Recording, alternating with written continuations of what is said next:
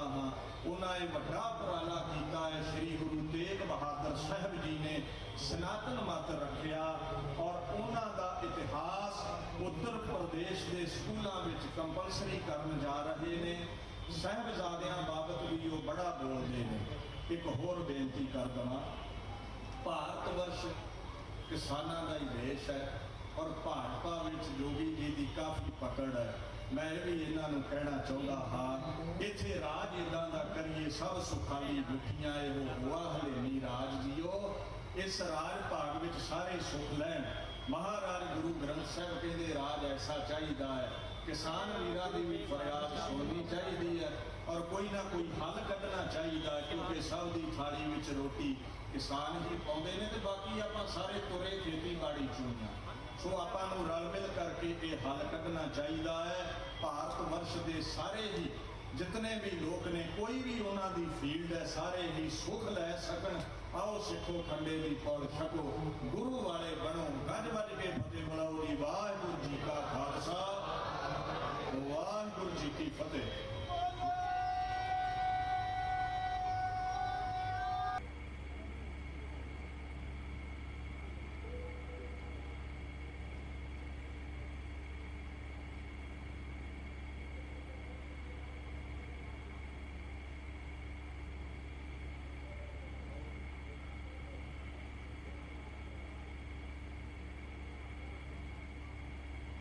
गुरु तेग बहादुर जी के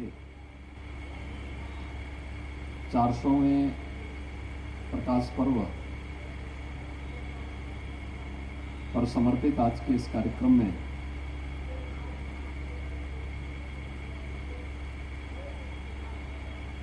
आप सबको बधाई देने के लिए यहाँ पर उपस्थित संत श्री साईं चंदोराम जी,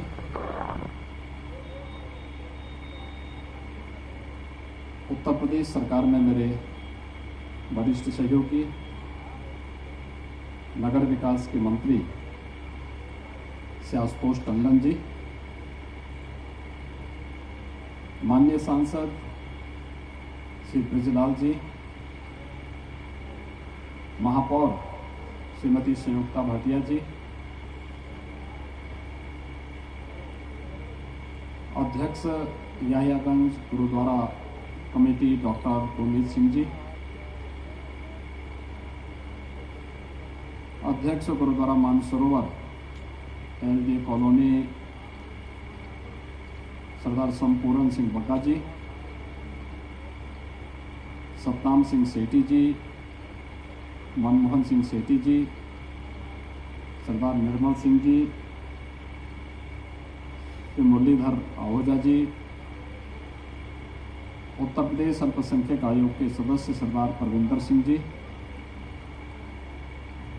और आज के इस कार्यक्रम में उपस्थित सभी भाइयों बहनों, गुरु तेग बहादुर जी के 400वें प्रकाश पर्व पर समर्पित आज के इस आयोजन के अवसर पर मैं आप सबको प्रदेश सरकार की ओर से हृदय से बधाई देता हूं। मुझे प्रसन्नता है कि गुरु तेग बहादुर जी के 400वें प्रकाश पर्व के अवसर पर एक बड़े पंडाल में आज आयोजन यहाँ पर बड़े उत्साह और उमंग के साथ आयोजित हो रहा है।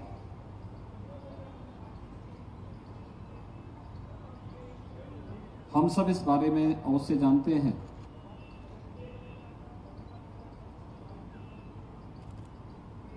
कि सत्य, न्याय और धर्म के लिए किया जाने वाला कोई भी त्याग,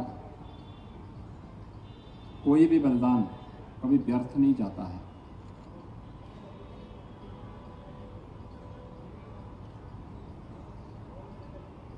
समय बीत जाता है,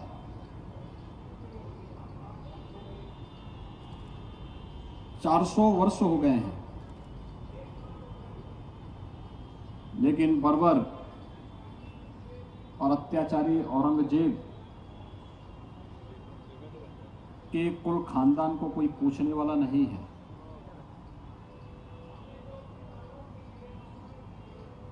उस कालखंड में जो व्यक्ति मान के चलता था कि उसकी हुकूमत हमेशा रहेगी, वह भारत के धर्म को, भारत की परंपरा को, भारत की संस्कृति को रौंद करके अनंत काल तक शासन कर पाएगा, उसके मंसूबे उसके जीवन काल में ही ध्वस्त होते हुए दिखाई दिए। दक्षिण यात्रा के बाद औरंगजेब उत्तर भारत में नहीं आ पाया, लेकिन सिख गुरुओं का त्याग और बलिदान आज भी न केवल इतिहास में बल्कि हर एक भारतीय के मन में श्रद्धा और सम्मान का एक नया भाव पैदा करता है। हम लोगों ने कुछ वर्ष पहले गुरु नानक देव जी का 550वां प्रकाश पर्व मनाया था।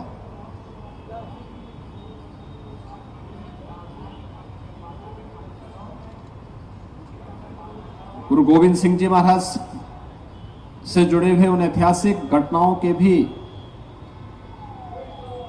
उत्साह और उमंग के साथ पूरे देश के अंदर हुए आयोजनों के साथ जुड़ने का सौभाग्य हम सबको प्राप्त हुआ और 400वां प्रकाश पर्व गुरु तेग बहादुर जी महाराज के साथ आज जुड़ने का सौभाग्य हम सबको प्राप्त हो रहा है।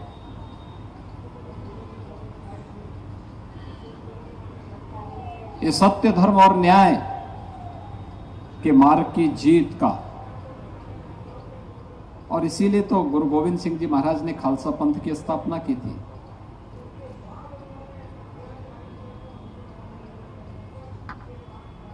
यही तो खालसा पंथ के पीछे का उद्देश्य भी था कि अपने पथ से कभी विचलित न हो। जो सत्य का मार्ग होगा, जो धर्म का मार्ग होगा, जो न्याय का मार्ग होगा, बिना विचलित हुए, बिना डिगे, बिना हटे, बिना भटके, बिना झुके, उस मार्ग पर हम लोग चलेंगे। और यही कारण है अत्याचार और न्याय का सामना करते हुए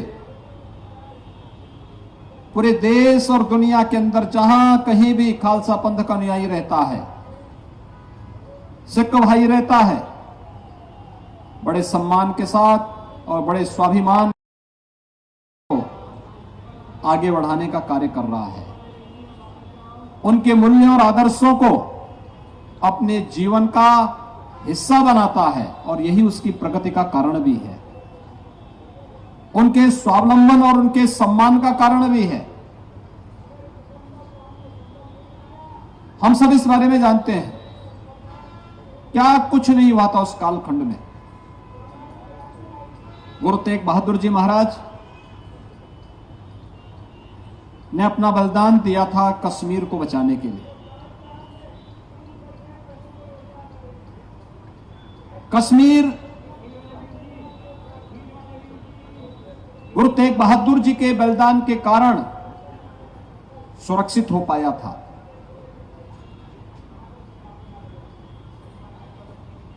एक लंबी श्रृंखला है त्याग और बलिदान की, शौर्य और पराक्रम की, और शौर्य और पराक्रम और त्याग और बलिदान की इस परंपरा ने ही एक नया इतिहास बनाया, जिस इतिहास के प्रति हर भारतवासी सदैव श्रद्धान्वित होता है, सम्मान का भाव रखता है और गौरव की अनुभूति भी करता है। हम सब के लिए गौरव का क्षण है और मुझे तो इस बारे में प्रसन्नता होती जब पिछले दिनों हम लोगों ने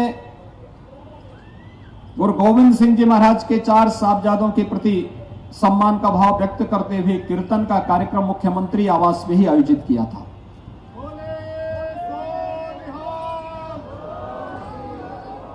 उत्तर प्रदेश का मुख्यमंत्री आवास बहुत सारे कार्यक्रमों का साक्षी बना है, लेकिन मुझे लगता है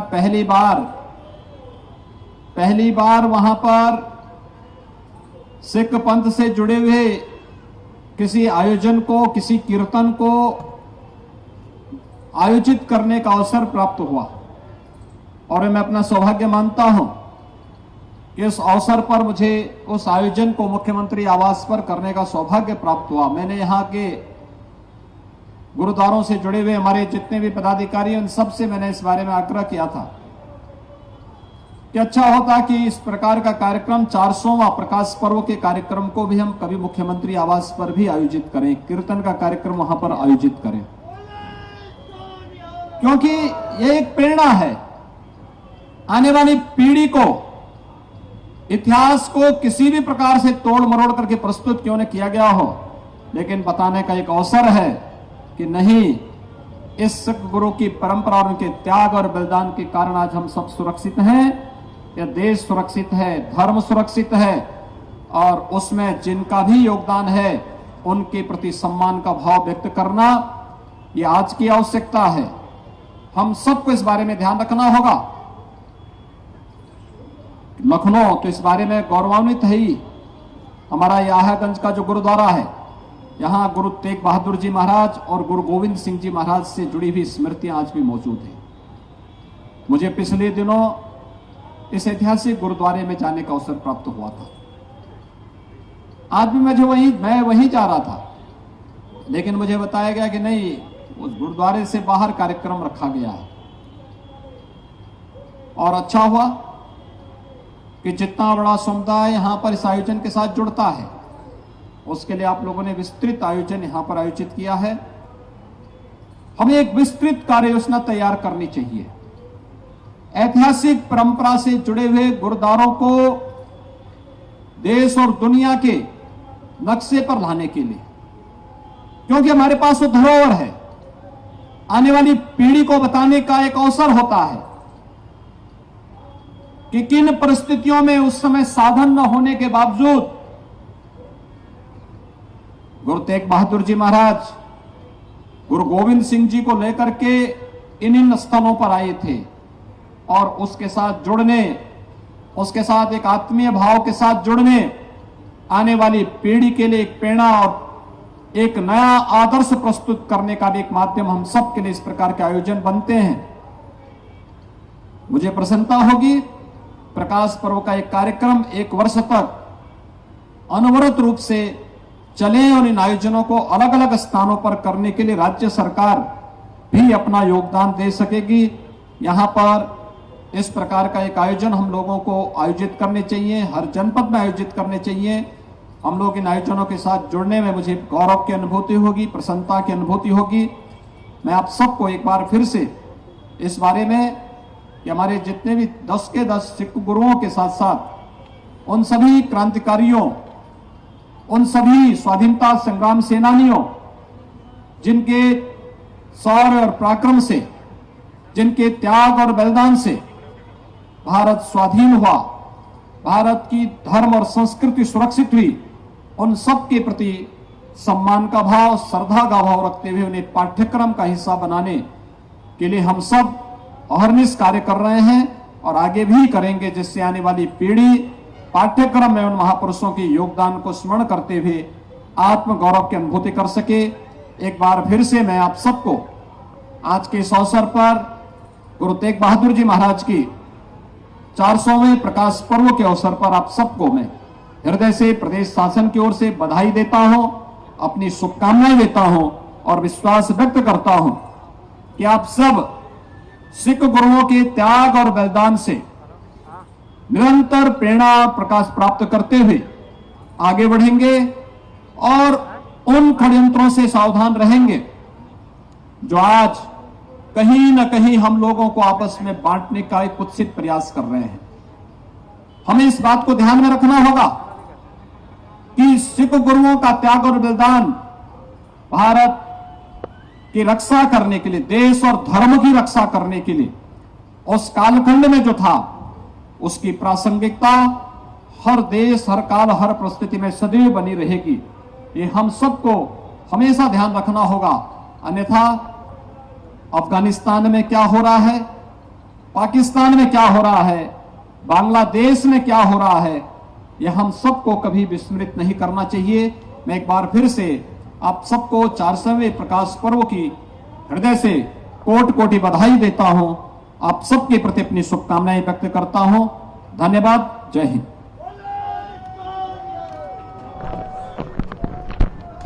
सत श्री अकाल। मैं बहुत बहुत आभार व्यक्त करता हूँ माननीय मुख्यमंत्री जी योगी आदित्यनाथ जी का, उनको सम्मानित करने के लिए और स्मृति चिन्ह देने के लिए मैं विनती करूँगा डॉक्टर गुरमीत सिंह, संपूर्ण सिंह बग्गा, सतनाम सिंह सेठी और गुरप्रीत सिंह बग्गा जी वो आए और एक गुरु तेग बहादुर जी महाराज की तस्वीर और उसके साथ ही एक श्री साहब बोले सोनिहार,